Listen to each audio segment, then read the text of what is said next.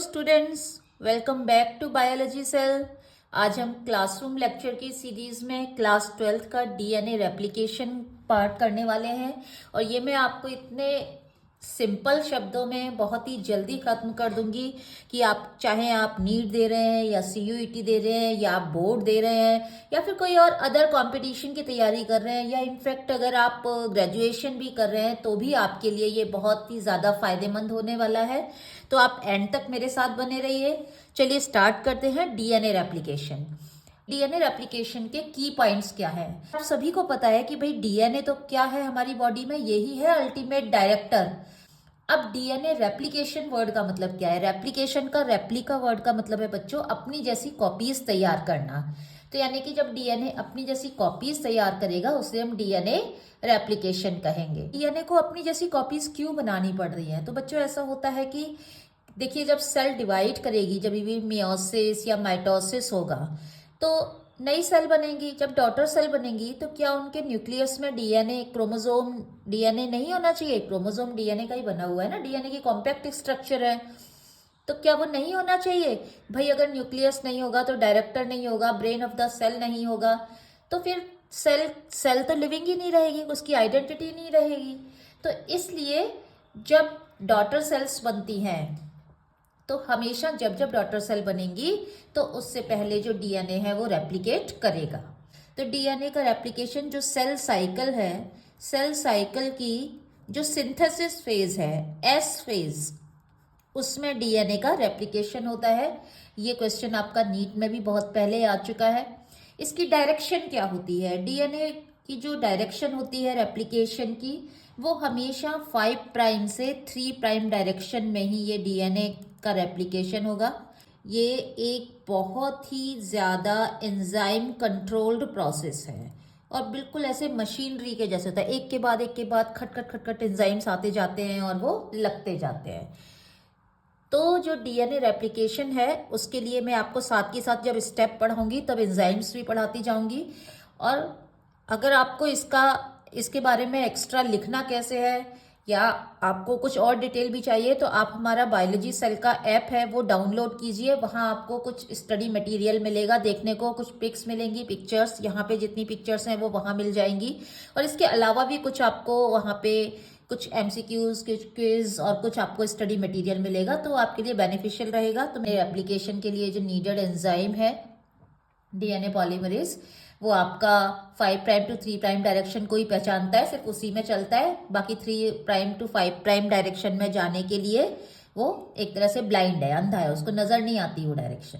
Eukaryote में तो ये कहाँ होगा? यूकैरियोट के पास तो न्यूक्लियस है, तो यूकैरियोट में तो डेफिनेटली ये न्यूक्लियस में होने वाला है डीएनए रेप्लिकेशन। लेकिन प्रोकैरियोट में ये कहाँ होगा? प्रोकैरियोट में ये साइटोप्लाज्म में होगा। न्यूक्लियोइड वाला रीजन रहता है, वहां पर हमें देखने को मिलेगा। थर्ड, सेमी कंजर्वेटिव है, मतलब जब 2 डीएनए स्ट्रैंड बनेंगे तो उसमें 50% डीएनए पुराना होगा, सेमी मतलब आधा, और 50% डीएनए जो होगा वो नया होगा। कहने का मतलब यह है कि एक चेन उसमें पुरानी होगी और दूसरी वाली जो चेन जो है वो नई होगी। सबसे पहला स्टेप अगर मैं आपको बताऊं जो कि बहुत सारी बुक्स में नहीं है और जो मिस कर दिया जाता है, and that step is activation of all nucleotides. क्योंकि देखिए रॉ मटेरियल क्या है इसके लिए नीडेड, अगर मैं बात करें कि भाई हमें कोई रेसिपी बनानी है तो हमें रॉ मटेरियल चाहिए होता है कि नहीं चाहिए होता है? इसके लिए रॉ मटेरियल क्या है हमारे पास? डीएनए किसका बना है? डीएनए एक पॉलीन्यूक्लियोटाइड स्ट्रक्चर है, तो हमारे पास बेसिस होने चाहिए चारों की चारों, देन हमारे पास शुगर होनी चाहिए, देन हमारे पास डीएनए टेम्पलेट होना चाहिए जिसकी कॉपी करके वो बनेगा, एंजाइम होनी चाहिए हमारे पास। ये सब इसके लिए रॉ मटेरियल है। और डेफिनेटली एटीपी मॉलिक्यूल, क्योंकि बॉडी में कोई भी प्रोसेस होता है तो उसके लिए एनर्जी तो लगती है, तो एटीपी का होना बहुत ज़रूरी है। एटीपी की ही ज़रूरत पड़ेगी और एटीपी की मदद से जो इसका फॉस्फेट ग्रुप है वो ट्रांसफ़र कर दिया जाएगा न्यूक्लियोटाइड्स को, और चारों की चारों न्यूक्लियोटाइड चार्ज हो जाएंगे, एक तरह से एनर्जी ले लेंगे अपने अंदर। तो यानी कि न्यूक्लियोटाइड्स का क्या हो जाएगा? फॉस्फोराइलेशन हो जाएगा, उसमें फॉस्फेट ग्रुप ऐड हो जाएगा। जब ये चार्जिंग हो जाएगी सारे की सारे न्यूक्लियोटाइड्स की, देन उसके बाद क्या होगा, एक्टिवेशन होने के बाद एक सर्टेन पॉइंट पे एक कट लगाया जाएगा, ओरी पॉइंट, यानी कि ओरिजिन ऑफ रेप्लिकेशन। प्रोकैरियोट में तो, बिकॉज प्रोकैरियोट में तो सिंगल स्ट्रैंडेड सर्कुलर डीएनए होता है, तो वो डीएनए बहुत ही सिंपल सा डीएनए होता है। तो प्रोकैरियोट में ये जो ओरी पॉइंट है वो एक ही सिंगल मिलता है, जबकि यूकैरियोट में ऐसा नहीं होता है। यूकैरियोट्स में हमें कई ऐसे पॉइंट्स दिख सकते हैं जहां पे रेप्लिकेशन स्टार्ट हो सकता है, वो एक से ज्यादा हो सकते हैं। कि रेप्लिकेशन का जो ओरिजिन है वो यहीं से ही स्टार्ट होगा, इसे ओरी पॉइंट कहेंगे। हर कोई जगह ओरी पॉइंट नहीं हो सकती है। उस ओरी पॉइंट पे क्या होगा, वहां पे एक कट लगेगा। यहाँ देखिए, यहाँ कट लगा हुआ है, इसे हम निक कहेंगे, कट को NIC के, और ये ओरी पॉइंट पे ही लगेगा। तो यहाँ पे ये निक लग गया हमारा। ये निक जो है ये यहीं से ही इसकी जो डायरेक्शन है डिसाइड होगी। डीएनए स्ट्रैंड यहाँ से इंसाइज हो जाएगा। देन उसके बाद ये कट लगने के बाद ये जो दोनों डीएनए स्ट्रैंड है ये दोनों अलग अलग इस तरह से है, तो वो इस तरह से अलग अलग होने लगेगा ये दोनों डीएनए स्ट्रैंड। जैसे कि डीएनए डबल स्ट्रैंडेड और हेलिकल ऐसे कॉइल्ड है, तो सपोज यहाँ पर आपका ये यहाँ से देखिए इस पॉइंट पर अगर कट लगता है तो ये यहाँ से खुलेगा और ये ऐसे इस तरह से ये यहाँ से ये बढ़ेगा और ये वाई शेप स्ट्रक्चर बनेगी। तो ये जो दोनों स्ट्रैंड है इसके, ये यहाँ से इस तरह से अलग होने लग जाएंगे। इस तरह से ये दोनों स्ट्रैंड अलग हो जाएंगे। तो ये अनवाइंडिंग ऑफ डीएनए हमारा नेक्स्ट स्टेप हो जाएगा। और इस अनवाइंडिंग या अनजिपिंग में, मतलब जैसे जिप को, जब आप जिप को खोलते हैं तो वो दो फॉर्क बन जाते हैं ना इस तरह से, तो अनवाइंडिंग ऑफ डीएनए जब होगा तभी हमें क्या मिलेगा, रेप्लिकेशन फॉर्क देखने को मिलेगा। यहाँ पे आप देख सकते हैं रेप्लिकेशन फॉर्क वाई शेप का मैंने बताया हुआ है। तो अब बच्चों जब ये अनवाइंडिंग हो जाएगी तो आप यहाँ पे देख सकते हैं, मैंने अभी अभी आपको जैसे कि यहाँ पे ये करके बताया, मैंने इसको ऐसे हेलिकल ऐसे ट्विस्ट किया, तो अगर मैंने इसको यहाँ खोला तो बड़ी मुश्किल से, तो पहली बात ये खुल रहा है, आप ये देख रहे हैं ना, यहाँ पे मुझे इसके थोड़े से इस तरह से रिवर्स करने पड़े और तब जाके इसमें टेंशन थोड़ा कम हुआ और ये अब खुला है। अभी अगर मैं इसको छोड़ दूंगी तो ये दोबारा से ऐसे गुथ जाएगा डबल हेलिकल इस तरह से। तो इसको इसकी पोजीशन में रखने के लिए यहाँ पे, अब इस पे जब ये ऐसे गया तो यहाँ पे स्ट्रेस डेवलप हो गया इसके इन दोनों पॉइंट पे, तो इसको इसी पोजीशन में रखने के लिए कि ये ऐसे ओपन रहे, फॉर्क की शेप में ही रहे, यहाँ पे कुछ प्रोटीन आके जुड़ते हैं। तो आप यहाँ पे देख सकते हैं यहाँ पे कुछ प्रोटीन्स आके जुड़ेंगे, प्रोटीन मतलब एंजाइम्स, और ये काम भी कराएंगे। तो इसीलिए, और ये इस फॉर्क को स्टेबलाइज करते हैं जिससे ये दोनों आपस में दोबारा से ऐसे कॉइल्ड ना हो। तो इसीलिए मैंने नेक्स्ट स्टेप जो दिया है नाम इसको, वो दिया है stabilisation of unwound DNA strand. और ये जो स्टेबलाइजेशन हो रहा है हमारा, ये किस वजह से हो रहा है, क्योंकि यहाँ पे आप देख सकते हैं अलग अलग एंजाइम आके जुड़ गए हैं। तो मैं इस फॉर एंजाइम होता है हेलिकेज एंजाइम, मतलब हेलिकल जो बन रहा है इसका, ये जो हेलिक्स ऐसे बन रहा है ना, इसको खोलने में काम करता है। तो यानी कि हेलिकेज क्या करेगा, अनवाइंडिंग कराएगा। अनवाइंडिंग ऑफ डीएनए में बेसिकली हेलिकेज काम आया है हमारा, और ये हेलिकेज इस पे जुड़ा रहेगा। ये यहाँ पे आप देख रहे हैं दोनों से जुड़ गया है और ये इसको दोनों को इस तरह से खुला रखे हुआ है। पे ही नया डीएनए बनने वाला है, तो ये दोनों ही टेम्पलेट का काम करने वाले हैं। देन उसके बाद नेक्स्ट जो एंजाइम होगा जो इसे स्टेबिलिटी देगा, जिससे ये दोबारा से अपने कर्व नहीं होगा, हमारा टोपो आइसोमरेज। यहाँ रेड कलर से मैंने आपको दिखाया हुआ है टोपो आइसोमरेज। सुपर कॉइलिंग होने से इसको बचा रहा है। अब प्राइमर आके जुड़ेगा, और प्राइमर का मतलब है स्टार्टिंग के कुछ शॉर्ट न्यूक्लियोटाइड्स। और जो शॉर्ट न्यूक्लियोटाइड्स हैं बच्चों, वो शॉर्ट न्यूक्लियोटाइड्स डीएनए के नहीं हैं, वो किसके हैं, आरएनए के। तो इसलिए हम उसे आरएनए प्राइमर कहेंगे।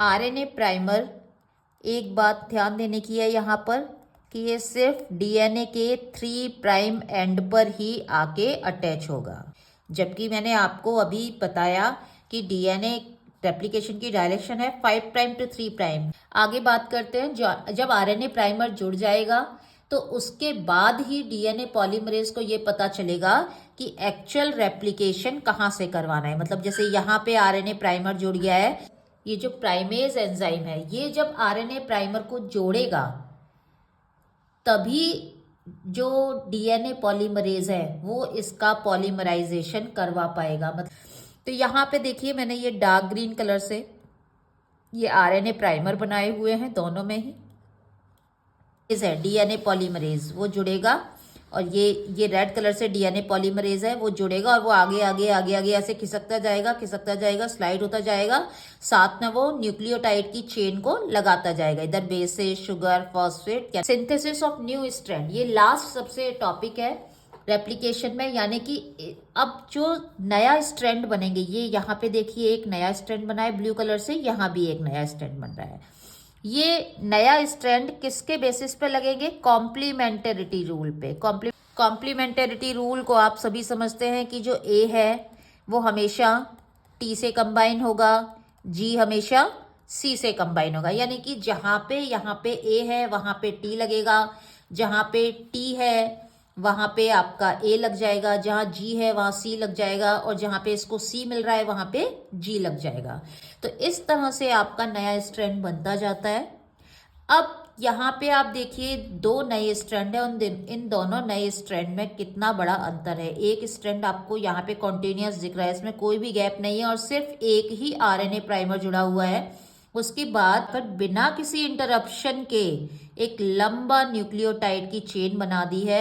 ये लीडिंग स्ट्रैंड कहलाता है, इसीलिए क्योंकि ये लीड कर रहा है आगे, क्योंकि जो रेप्लिकेशन फॉर्क है वो इस डायरेक्शन में बढ़ रहा है, मतलब डीएनए आगे खुलता जाएगा, वो इस डायरेक्शन में खुलेगा। यहाँ पे क्लियरली देख सकते हैं कि आरएनए प्राइमर जुड़ा, और प्राइमर तो आपका 3 प्राइम एंड पे जुड़ा, ठीक है।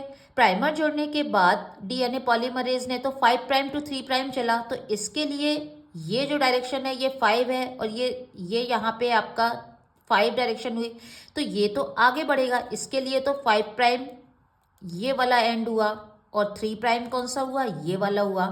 तो अगर ये 3 प्राइम एंड से यहाँ पे प्राइमर जुड़ेगा तो ये तो यहाँ नीचे जा ही नहीं सकता। डीएनए पॉलीमरेज ना तो प्राइमर जुड़ेगा और ना ही डीएनए पॉलीमरेज अपना उस पर काम करवा पाएगा, क्योंकि मैंने बताया ना कि आपको वो तो ब्लाइंड है, वो नहीं जानता 3 प्राइम से 5 प्राइम की डायरेक्शन में चलना। तो इसलिए प्राइमर यहाँ जुड़ा और डीएनए पॉलीमरेज इतना चला। अब आप कहेंगे कि मैम ये बीच में गैप देके क्यों है? तो बच्चों ये गैप देके इसलिए है क्योंकि आप यहाँ देखिए ऐसे ना रेप्लिकेशन फॉर्क ऐसे बढ़ रहा है। अगर सपोज मैंने इसको ऐसे इसमें कॉइलिंग कर दी, अब सपोज यहाँ पे पहले इतना खुला, ठीक है, ये इतना सा खुला, आप देख रहे हैं इतना खुला, ये सपोज ये ऐसे डीएनए ये थोड़ा सा खुला इतना। अब ये सपोज आगे आगे बढ़ता जा रहा है खुलने की डायरेक्शन, तो ये अगर मान लो ये आपका 5 प्राइम टू 3 प्राइम डायरेक्शन है, ये वाली, तो इसमें 5 प्राइम टू 3 प्राइम इस वाले में डायरेक्शन में होगा, यहाँ पे इस डायरेक्शन में, तो ये इसको तो इतना ही गैप मिला तो ये यहाँ बढ़ा, फिर इसने इसको आगे इतना और खोल दिया, इतना और खोलने के बाद तो ये तो यहाँ पे एंड था, तो ये तो सीधा सीधा बढ़ गया आगे, लेकिन ये तो यहाँ पे पहुंच चुका था इस पॉइंट पे, तो ये लौट के आया दोबारा, प्राइमर जुड़ा यहाँ पे और यहाँ पे फिर गया। तो इस तरह से ये ब्लॉक में हो रहा है, और जब ये ब्लॉक में हो रहा है तो बीच में कुछ मिसिंग है न्यूक्लियोटाइड्स, तो ये चेन जुड़े हुए नहीं है पूरा दूसरा वाला स्ट्रैंड, तो ये जगह जगह रुक के है, और इसीलिए इसको हम कह रहे हैं लैगिंग स्ट्रैंड। तो लैगिंग स्ट्रैंड का जो टेम्पलेट होता है हमेशा, यानी कि वो 5 प्राइम टू 3 प्राइम डायरेक्शन वाला जो है वो हमेशा लैगिंग स्ट्रैंड बनाएगा।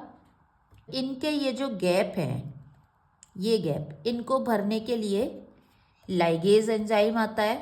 लाइगेज, ये जो छोटे छोटे हैं, ये छोटे छोटे ब्लॉक्स जो बन रहे हैं जिनमें ये हुआ है, ये ओकाजाकी फ्रेगमेंट्स कहते हैं। फिर ओकाजाकी फ्रेगमेंट को ज्वाइन करने वाला कौन है? आपका लाइगेज है।